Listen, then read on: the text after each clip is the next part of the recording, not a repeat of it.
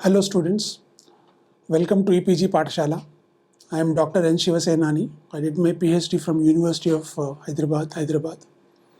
In the paper Vedic Epic and Puranic Culture of India, today we study the module The Encyclopedic Nature of Mahabharata. Our learning objectives are to have a brief overview of the contents of Mahabharata following the 18 Parvas. Then we look at the encyclopedic nature, that is the kind of topics which are covered in Mahabharata. And we'll also want to understand the comparison with Ramayana and then understand Mahabharata as a Smriti. These are our learning objectives. The content is similarly organized. Initially, we have an overview of the contents where I'll take you through very briefly the summary of the 18 Parvas of Mahabharata. Then we look at the encyclopedic nature of Mahabharata, that is the topics covered in Mahabharata. We also try to understand why this kind of extensive coverage of elements which are not central to the story are there in Mahabharata. This is the core of the module. Then we look at a comparison with Ramayana and then understand Mahabharata as a Smriti. Mahabharata, as you know, is one of the two epics of India. It has been composed by sage Vyasa, who also divided the Vedas into four and who also composed the Puranas. This is a very important aspect because Mahabharata has the essence of the Vedas and is also a summary of the Puranas. So it is pertinent to note that the same person who wrote the Puranas, the same person who had the command of Vedas to be able to divide them into four, wrote the Mahabharata. It's a very voluminous work of 1 lakh shlokas. The critical edition has about 83,000 shlokas, but the edition with the commentary of Nilakantha, called the Kumbakonam edition, has 1 lakh verses. This is divided into 18 parvans of varying lengths. It describes the great war involving two sets of cousins of ancient India. Mahabharata has been composed with the aim of teaching dharma. We should never lose sight of this particular part. Yes, it is a story of two warring cousins, but it is also the story of dharma versus adharma. Now we look at the overview of the contents of Mahabharata, that is the story in each of the 18 parvas. To very simply present, Mahabharata is a fight between Kauravas and Pandavas, two cousins. The objective is to get their kingdom, to be able to rule the kingdom, very simplistically speaking. But if you now look at it as a fight between dharma and adharma, dharma is on the side of Pandavas and adharma is on the side of Kauravas. That is how this book becomes a book teaching dharma. Here the moral is 4 times as long as the story. That is, if out of 1 lakh verses, about 20,000 verses deal with the story proper, that too the backstory, a lot of it about the backstory, and about 80,000 verses deal with the moral or what is the dharma. Briefly, the first 5 parvas of Mahabharata give the background of the key players and the build-up to the war. The next 5 parvas deal with the war lasting 18 days, and the last 8 parvas deal with events after the war till the death of Pandavas. This is a very brief organization of Mahabharata's 18 parvas, 5 plus 5 plus 8. The number 18 is very sacred in Mahabharata because Bhagavad Gita has 18 adhyayas, the war lasted 18 days, there were 18 akshauhinis, Mahabharata itself has 18 parvas, and so on. Now we'll go into each one of the parvas. The Adi Parva contains bulk of the story. The entire story of Mahabharata actually contained in Adi Parva. It has the story till the establishment of kingdom of Pandavas with capital Indraprastha and ends with Khandava Dahana. Here we find many short stories. Here we find the story of the ancestors of the Kurus. We have the story of Garuda, we have the story of Yayati and Sarmishtha, Shakuntala, etc. In the second parva, Sabha Parva, this deals with Yudhishthira's Rajasuya sacrifice. For the sacrifice, all the kings come, even Duryodhana comes and performs duties there. And after the sacrifice is over, looking at the wealth of Pandavas, he becomes very jealous. Out of this jealousy comes a desire to overthrow the Pandavas and the scheme to then invite Pandavas for a game of dice because they cannot be defeated in war. This ends with the insult of Draupadi in the Sabha and the exile of Pandavas to life in forests and then 1 year of incognito life. The Aranyaka Parva or the Vana Parva deals with the 12 years of Pandavas' exile in forest. As side stories, we have the adventures of Arjuna and Bhima, and also the preparation for war, wherein Arjuna goes to acquire weapons, where Bhima begets friends and also a small family in Hidimba and Ghatotkacha. In this, we have the stories of Nala, Savitri, and even Rama. In fact, Draupadi is kidnapped and then Yudhishthira is surprised. So then sages narrate the story of Rama, who also lost his wife while in the forest. Like this, various stories are introduced. And we have a long list of pilgrimage places. What Yudhishthira and other Pandavas do during these 12 years is visit a lot of sacred places. Tirtha Yatras they do. There's a lengthy description of all these places, which constitutes the Aranyaka or the Vanaparva. This obviously ends with their preparation to stay 1 year incognito, which is dealt with in the next Parva called Virata Parva. Here the 1 year incognito stay of Pandavas is described. The main story in this Parva is the killing of Kichaka, who is a strength of the king of Matsyas, that is Virata. And it ends with the Gograhana, initially the Dakshina Gograhana, that is where the Trigartas come to the south of Matsya kingdom and take away the cows. And then the Uttara Gograhana, where the Kauravas come and take away the northern herds, who are then confronted by Uttar Kumara and Arjuna, where Arjuna is recognized as Arjuna and therefore the outing of Pandavas happens. This is where Virata Parva ends. In the fifth Parva, Udyoga Parva, it is a Parva full of speeches, lengthy speeches on real politic. We find diplomats coming hither and thither, and within the whenever a diplomat is received, many elders and leading personalities from each camp speak to the particular ambassador. So Udyoga Parva is the preparation for war, so to speak, or rather initial efforts to avoid war and then diplomacy and speeches. These 5 then constitute the pre-war Parvas. In the 6th Parva from Bhishma Parva, the war Parva start. Bhishma Parva describes the first 10 days of war where Bhishma is the commander-in-chief of the Kauravas. This contains the most important part of Mahabharata, namely the Bhagavad Gita. Just before the war is about to start, Arjuna is despondent and Krishna teaches Arjuna the noumenon, the reality, of the ultimate principle, and that Arjuna has to discharge his duty as a Kshatriya. It ends with the fall of Bhishma. Bhishma does not die till many days after the war. He waits for the advent of Uttarayana, the northward journey of sun, before he ends his life journey. In the next Parva, Drona Parva, we have the next 5 days of war described, where Drona is the commander-in-chief. This has some very gripping incidents of the Padma Vyuha, where Abhimanyu is trapped and killed by the Kauravas, of night fight, of the killing of Ghatotkacha, and also the dramatic killing of Jayadratha, the vow of Arjuna, and so on. This ends with the death of Dronacharya, achieved by Drishtadyumna, the commander-in-chief of Pandavas.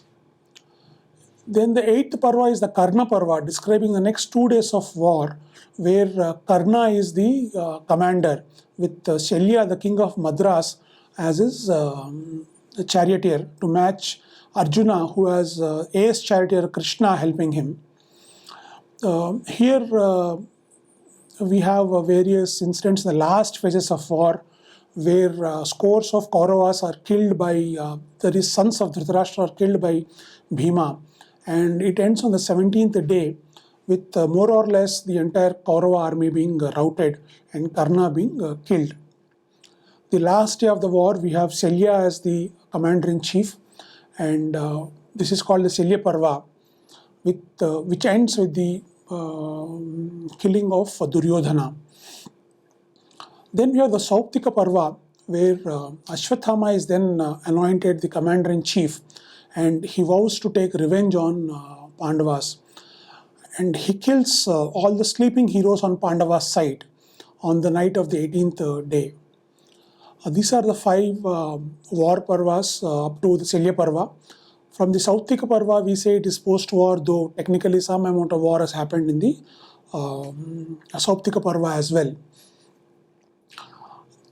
After these 5, we find the after effects of war, starting with the Stree Parva, where we have lamentation of women over the fallen heroes, where Gandhari and other women on both sides come to the battlefield, recognize their sons, husbands, fathers, uncles, and weep over them. That's when Gandhari curses Krishna that he shall also see the destruction of his own Kula in front of his own eyes. The 12th Parva is the Shanti Parva, which is the largest chunk of Mahabharata, with about 14,000 verses. Here we have the advice of Bhishma to Yudhishthira on Rajadharma, Apadharma, and Moksha Dharma. This starts about 8 days before the end of Bhishma's life, where Krishna advises Yudhishthira that he must learn Dharma from Bhishma, the great person. So Bhishma's advice to Yudhishthira is actually spread over 2 parvas. In the first Shanti Parva, the 12th Parva, the first 3 are described, that is Rajadharma, Aptadharma, and Moksha Dharma. In the 13th Parva, called Anushasana Parva, Bhishma advises Yudhishthira on the Dana Dharma. And then we have the Bhishma's death of Bhishma described in this Parva. The interesting part here is that the 1,000 names of Vishnu are mentioned in this particular Parva. It is called Vishnu Sahasranama. In the 14th one, Ashwamedhika Parva, after Yudhishthira is crowned the king in Hastinapura, he conducts an Ashwamedha sacrifice. Here we have the journey of the sacrificial horse. Arjuna is the protector of horse, therefore we also have the adventures of Arjuna, his own victories, and of course the Ashwamedha sacrifice itself. An interesting part of this Parva is that it contains the Anugita, which itself has maybe 3 parts, but this is where Arjuna approaches Krishna and says, I forgot what you taught me in the war, so what is the nature of the ultimate reality? Please teach me again. That's why it's called Anugita, the Gita which comes afterwards. After the Ashwamedha Parva is over, Krishna returns to Dwaraka, and about 15 years after the war, Dhritarashtra wants to retire to forest for a Vanaprastha life. This is described in the Ashramavasika Parva, where Gandhari, Dhritarashtra, and Kunti also retire to the forest. Once they are in the forest, Yudhishthira goes there with his own advisors, serves Dhritarashtra, seeks advice from him on Rajadharma also. And then finally this Parva ends with the death of Dhritarashtra in his own sacrificial fire. Dhritarashtra has 3 fires, and they result in a forest fire in which these 3 people perish. So in the 16th Parva, called the Mausala Parva, the beginning of the end starts. This is the description of the end of Yadavas. We saw that in the Stree Parva, Gandhari curses Krishna that he will see the destruction of his own Yadavas in front of his own eyes. This is where it starts, where we have the description of the destruction of self-destruction of Yadavas, and also the death of Krishna. We see that as soon as Krishna dies, Arjuna's powers also vanish. Arjuna goes to Dwaraka to rescue the women of Dwaraka, but such a great hero who single-handedly defeated the Kauravas, who had so many heroic deeds, then cannot resist ordinary robbers and thieves.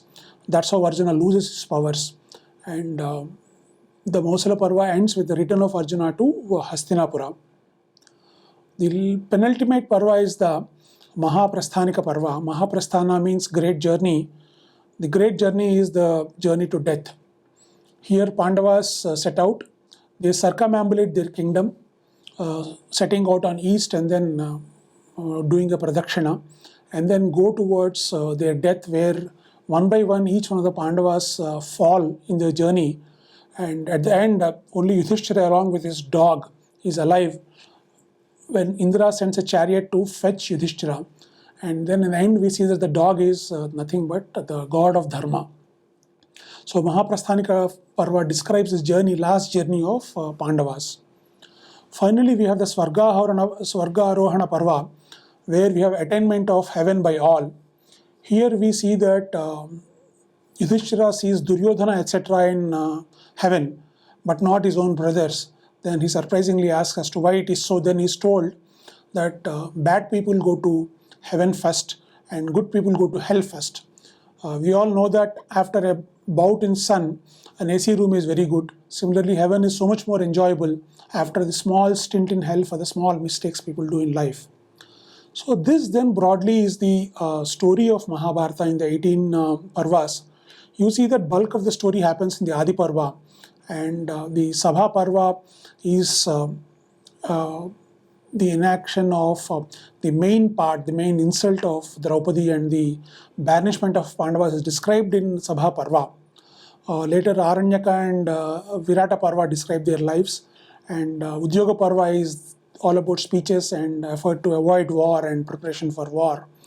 Then you have the 5 war Parvas, followed by the 8 post-war Parvas, where we see lamentation of women, advice of Bhishma, performance of an Ashwamedha sacrifice, and then retirement of Dhritarashtra to forests, followed by the death of Yadavas and Krishna, followed with death of other Pandavas, and Yudhishthira alone goes to Swarga in his bodily form. If you look at the structure of the epic, the story is mainly told in a chronological fashion. I say mainly because there are a lot of flashbacks.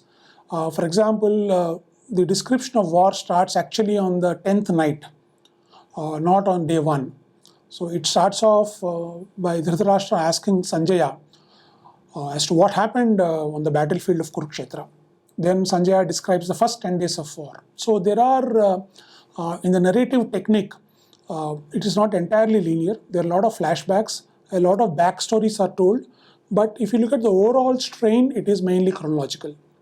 We see that a number of stories are told in the epic. In fact, the Aranyaka Parva abounds in these stories. As we saw, it has a Nala Damayanti story, Savitri Satyavan story, the story of Rama, etc. There is also space for a huge number of discourses. I mean, Udyoga Parva is completely devoted to discourses, to speeches, but those speeches are political speeches. But in the 2 large Parvas, Shanti Parva and Anushasana Parva, we have dharmic speeches. Then we have various travels, the Vijayatras for the Rajasuya sacrifice, for the Ashwamedha sacrifice, the Tirtha Yatras in the Aranyaka Parva, and of course the adventures of Arjuna and Bhima. These give a very rich description of the geography. We also see that while going on their last journey, Pandavas circumambulate their kingdom. So again, we find rich descriptions of geography. Though it is a very, very long epic, the pace of storytelling is often very taut, very tight. And a number of details are actually not dwelt upon. I'll give you but one example. Not many are aware of this. Why did the Mahabharata war start? There was an agreement, right? That after 12 years and 1 year of incognito stay, Duryodhana will return the kingdom to Pandavas. So why did he not return? What was the dispute? The technical nature of the dispute is that Duryodhana's contention is that Pandavas did not spend the full 13 years properly, especially their last 1 year of incognito was broken when he discovered Arjuna on the battlefields. Now, is this true? Has this been discussed? No. There is very passing mention of this in the Virata Parva. Entire Udyoga Parva does not talk. Udyoga Parva is about why there should be no war, right? Nobody in that entire speech says that, look, this was the bet, this was the fact, therefore we should have the kingdom returned or kingdom should not return, they should go back. What are the actual facts? The facts are like this. The game of dice happens in around Sharan Navaratra time. Afterwards, the Gograhana happens at the time of Vasan Navaratra, that is around the time of Holi. So we have somewhere in around Dasara time that Pandavas start their exile, and around Holi, Arjuna is discovered to be Arjuna. So Duryodhana is saying that where are the 13 years been completed? They are not completed. If we come back to September, October, then yes, the 13 years are completed. So what is Pandava's defense? In fact, Pandavas don't say a word about it. We have Drona saying that Pandavas no dharma they would have completed. It is Bhishma who gives the answer. We have two calendars in India, the solar calendar and the lunar calendar. When it comes to counting time, the feature of the lunar calendar is what is known as Adhika Masa. Because the lunar month is only about 28 days and a quarter, and the solar month is much longer, more than 30 days. To accommodate for the difference in these 2 months, every now and then there will be an additional month. This is well known in various lunar calendars around the world. Now, when there is Adhika Masa, normally it is not counted. Therefore, a year with Adhika Masa has 13 months, but since the Adhika Masa is not counted, it has 12 months only. Now, what happens in some particular aspects of life is that it has to be counted. Let us say that somebody has lent money. Now, if this Adhika Masa, should interest be paid or not? The position of Dharma is that interest must be paid on Adhika Masa. Now, let us say somebody is pregnant and certain rites like Seemanth have to be performed in a certain month. Then how do you count months? Do you count Adhika Masa or not? Adhika Masa has to be counted. This is how this happens. So, according to Dharma, 13 years should include Adhika Masas counted as separate months. Duryodhana says that since they are Adhika Masa, they should not be counted. This is a very technical dispute, and the real politics says that wars don't hinge upon such small matters of detail. Somebody wants to start a war, he'll find some excuse. This is recognized, and this detail is not at all dwelt upon in Mahabharata. I gave this example because the story is very, very tight, very taut. If we talk in modern terminology, it's a sharply edited story. Therefore, the epic is a very tight story, but still long. And this length is due to the elucidation of Dharma. Now, the story is only a context for the elucidation of Dharma. Therefore, we find the epic very gripping because it's very tightly edited. At the same time, it is very long because it takes the story as an excuse to elucidate, to lay down what Dharma is. Because of this focus on Dharma, it covers all aspects of life. It in fact is encyclopedic. It is said in Mahabharata, Dharme cha arthe cha, kame cha mokshe cha bhartarshabha, yadihasti tad anyatra, yannehasti natat kvachit. In matters of Dharma, Artha, Kama and Moksha, whatever is there in Mahabharata, iha asti, tad anyatra, that is available elsewhere also. But yet na iha asti, whatever is not there here, na tat kvachit, that cannot be found everywhere. So Mahabharata is making a statement, valid claim, saying that when it comes to Purusharthas of Dharma, Artha, Kama, Mokshas, everything that is relevant is covered here. Such an encyclopedia of Purusharthas is Mahabharata. Now we look at the topics covered in Mahabharata, the encyclopedic nature of Mahabharata. It is described as an Itihasa, Sarva Shruti Samuham, that is compilation of all Vedas, Dharmashastram Punyam, auspicious Dharmashastra, Arthashastram Param, ultimate Arthashastra, Moksha Shastra, and as equal to Vedas, Vedangas, 18 Puranas and all Dharmashastras works. Additionally, it is also the richest source of Niti that we have. Therefore, Mahabharata is multiple Shastras in one. What are the topics covered? Vyasa describes to Chaturmukha Brahman the topics he covered in the work. He says he has kept or composed the secrets of Vedas, the detailed explanation of Vedas with Upanishads, along with 6 Vedangas, that is Siksha, Vyakarana, Chandas, Nirukta, Jyotisha and Kalpa, Purana, Itihasa, nature of old age, death, fear and disease, description of different kinds of dharma, description of the 4 ashramas of Brahmacharya, Grihastha, Vanaprastha and Sannyasa, the division into 4 varnas of Brahmana, Kshatriya, Vaishya and Shudra, import of all the Puranas, descriptions of Brahmacharya and Tapas, dimensions of earth, moon, sun, other planets, constellations and stars, lengths of different yugas, the 3 kinds of Vedic texts, that is Rig, Yajus and Saman, the spiritual knowledge, Adhyatmam, Nyaya, that is Mimamsa and Tarka, Siksha, Chikitsa, that is Ayurveda, Dana, giving away in charity. Greatness of God, that is Pashupati, he calls it Pashupatyam. An account of divine and human births, description of holy places and holy rivers, mountains, forests, and the ocean, divine cities. The military strategies such as fortification and formation of armies, Kalpanam Yuddha Kaushalam. Features of speech of various speakers such as kings, ministers, and well-wishers of kings. Vakya Jati Visheshaha. Niti Shastram, he calls it Lokayatra Kramaha. And enunciation of that entity which is spread everywhere, that is Brahman, he calls it Sarvagam. Therefore, we see that if you look at the topics, it pretty much covers everything. It's an encyclopedia, but of Dharma. In fact, the commentator Nilakantha introduces the epic by saying that Vyasa wanted to compile the secrets of 14 Vidyasthanas at one place and so compose Mahabharata. In ancient India, all knowledge was divided into 14 Vidyasthanas, that is abodes of knowledge, which are 4 Vedas, 6 Vedangas, Purana, Nyaya, Mimamsa, and Dharma Shastra. All these are covered in Mahabharata. The uniqueness of Mahabharata is that it brings all known knowledge to bear upon the question of what is Dharma and what is not. We have a number of stories in Mahabharata, hundreds of stories in fact, Akhyanas or Akhyayikas they are called. Examples are that of Nala Damayanti, Savitri Satyavan, story of Rama, that of Kacha, Devayani, Sharmishta and Yayati, Shakuntala and Dushyanta, Garuda's birth, minor ones like the king and the sparrow, mouse and cat, etc. There are a few stories like that of Kartikeya which are repeated. And teaching of Dharma and Niti through stories is a very popular pedagogic technique in India, which is perfectly displayed in Mahabharata. Such is the encyclopedic nature of Mahabharata. We will know it better if we compare it with Ramayana once. Let us briefly compare Ramayana and Mahabharata. Mahabharata is 4 times longer than the Ramayana. Ramayana is 24,000 verses, Mahabharata is 1 lakh verses. The story of Ramayana is fairly focused. In the case of Mahabharata, the amount of details applied is overwhelming. Example, both Ramayana and Mahabharata depict at one point the life of a prince or a king in forest for a similar period, 12 or 13 years, and describe the places visited.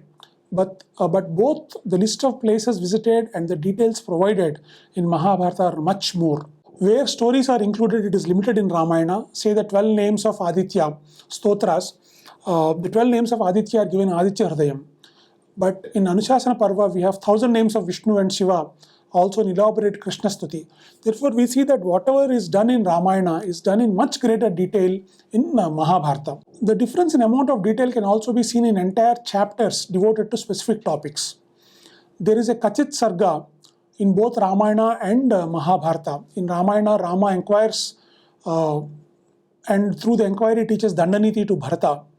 In Mahabharata, when Yudhishthira goes to the forest to visit Dhritarashtra in his Vanaprastha, Dhritarashtra similarly teaches Dandaniti to Yudhishthira using a mode of inquiry. However, in addition to this Kachit Sarga, 2 very large parvans, Shanti Parva and Anushasana Parva, together about 23,000 shlokas, are divided to teaching Rajadharma, Apadharma, Moksha Dharma and Dana Dharma. Just to give you a comparison, these two together, 2 parvans alone, are almost as long as the entire Ramayana. Therefore, is something when it is dealt with in Mahabharata, it is dealt with exhaustively. Similarly, the books of philosophy, Sanat Sujatiya Gita, Bhagavad Gita, Anugita, they're all about 700,000 shlokas, which are like independent book sized. We find most books like Arthashastra and Nyata Shastra to be about 6,000 verses. Here, extracts are 1,000 verses long. Thus, we can say that where Ramayana merely mentions and summarizes a particular aspect, Mahabharata treats the same in great detail. Hence, we can say that Mahabharata is the encyclopedia of ancient India, where in Ramayana we find mention and confirmation and lesson drawn. In Mahabharata we find a description of the same. Now, we should understand that Mahabharata is not any encyclopedia. It is not an encyclopedia composed for the sake of listing on all topics. No. As we saw earlier, it is there to teach Dharma. Such a work technically is called Smriti in Indian literature. All known Shastras are divided as Shruti or Smriti. Shruti is what is heard, that is Veda, which is orally transmitted, therefore it is heard. And Shruti is the source of Dharma. Patanjali in his Mahabhashya states that there are more than 1,100 recensions of Veda. Today only a handful, less than 20 are available. Over a period of time, the number of Vedic shakhas has decreased tremendously. Therefore, determining what is dharma through Shruti or Veda is difficult. Because of this, eminent sages like Yajnavalkya composed texts which deal with dharma. These texts are called Smriti, that is, they are the remembrance of the great sages. They knew the whole corpus of Veda and they made an extract or summary of points of dharma for us. Therefore, they are called Smritis. When on a particular point of dharma, relevant sentence from Veda is not available, then the Smriti statement is taken as a pramana, that is, a valid means. Therefore, Smriti is a pramana as long as nothing contradictory is found in Shruti or Veda. This is the status of Smriti in India, that is, it is a substitute of Veda because we lost bulk of Veda. Earlier great people remembered it and gave us in the form of these anthologies called Smritis. Mahabharata is one such Smriti, the greatest of Smriti. Why? Acharyas like Shankaracharya quote from Mahabharata as a pramana. For the Acharyas of India, if something is said in Mahabharata, that is very valid, almost as valid as it were in the Veda. And this quotation is not merely from Bhagavad Gita, but also from other sections, especially Shanti Parva. Therefore, if you look at the true nature of Mahabharata, its status as Smriti text is the true status, more than encyclopedia. We call it encyclopedia because all knowledge known to man at that stage was brought to bear upon one question. What is the guide in deciding dharma? How do I decide what is dharma? Everything known was applied by Vyasa and this question was answered. Therefore, Mahabharata is a Smriti. It is the encyclopedia which helps in deciding what dharma is. We can now briefly conclude this module. Mahabharata is like an encyclopedia of ancient India covering all topics. It contains a detailed account of different aspects of Purusharthas and all other aspects of life. A number of small and big stories teach dharma directly and indirectly. The idea is to make the secrets of all Shastras accessible in simple language, and also bear upon the important question of what is dharma and what is not. It is respected as a Smriti text while remaining very popular. Thank you.